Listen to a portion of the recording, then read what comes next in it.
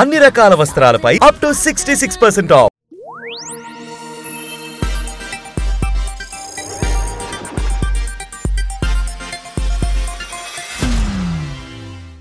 ఎంత పెద్ద red book రాసిన లోకేష్ కూడా మేం చట్టం ప్రకారం మాత్రమే శిక్షిస్తామని చెప్తారు. బాబు కూడా జగన్ ని జైల్లో పెట్టడం ఎంతసేపు, కానీ పెట్టాలని పెట్టడం మన అభిమతం కాదని అంటారు. ఇది ఒక రకంగా చెప్తే ఈ తండ్రి కొడుకులు ఒకరికొకరు తాము కూడబలుకొని ప్రదర్శిస్తున్న సంస్కారం మాత్రమే కాదు, తమ శ్రేణులు కూడా అలా బిహేవ్ చేయమని సూచించి ఒకానొక క్రమశిక్షణతో కూడిన సూచన. అదే జగన్ ఎవడో కోన్ కిస్కా కార్యకర్త రాసుకొచ్చిన రప్పారప్ప ఫ్లెక్సీ పొరపాటున మీడియా హైలైట్ చేసింది. దీని విషయంలో పార్టీ అధినేతగా జగన్ ఇలాంటివి మేం ఎంకరేజ్ చేయబోమని చెప్పాల్సి ఉంటుంది. కానీ ఆయనేమన్నారు, అయితే తప్పేంటని కామెంట్ చేశారు. దీంతో రప్పారప్ప ఒక అధికృతమైపోయింది.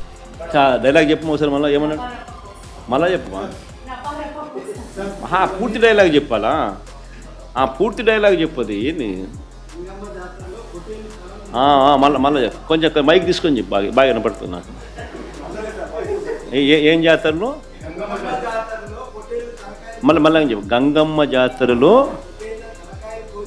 పొట్టేళ్ళ తలకాయలు కోసినట్టు రప్ప రప్ప రప్ప రప్ప రప్ప రప్ప రప్ప రప్ప నరికేస్తాం. మన అభిమానస్తుడై నెక్స్ట్ టీడీపీ ప్రభుత్వంలో టీడీపీ వాళ్ళను రప్ప రప్ప ఏం జాతరలోది, గంగమ్మ జాతరలో ఏం పొట్టేలు తల నరికినట్ట రప్ప రప్ప నరుకుతాం, మంచిది కదా. అధినేతే రప్పారప్ప తప్పు లేదన్నప్పుడు మనం మాత్రం ఎందుకు లైట్ తీసుకోవాలనుకున్న పేర్ని నాని వంటి నేతలు తమ శ్రేణులను రెచ్చగొట్టేలా మరింత దారుణంగా మాట్లాడుతున్నారు, ఇంకా మాట్లాడేలా ఉన్నారు. ఆ మాటకొస్తే మీరేం చెప్పొద్దు, చేసి చూపించమని మరింత దారుణంగా రెచ్చగొడుతున్నారు. చివరికి ఆడి ఎర్ర బుక్ అంటాడు, నువ్వు రప్ప రప్ప అంటావు. ప్రజల దగ్గరికి వెళ్ళేది, అధికారం కోరుకునేది రప్ప రప్ప కోసమా? అరే చీకట్లా కన్ను కొడితే అయిపోవాలరా, నోరు తెరిచి రప్ప రప్ప ఎన్నిసార్లు అంటావు? సిగ్గు శరం ఉండాలి మనకి, ఎన్నిసార్లు అంటారు? అది ఇక అదే పని, చీకట్లో చేయాల్సిన పనులు కూడా పట్టపగల అసహ్యంగా ఏంటిది? ఇదే టీడీపీ గుడివాడలో ఒక ఫ్లెక్సీ పెట్టింది. కుప్పంలో బాబు గెలిస్తే నేనొచ్చి చెప్పులు తుడుస్తా అన్న కోణంలో నాడు కొడాలి నాని అన్న కామెంట్లకు కౌంటర్ ఇచ్చేలాగా ఈ ఫ్లెక్సీ కనిపించింది. ఇందులో ఒక సవాలుంది.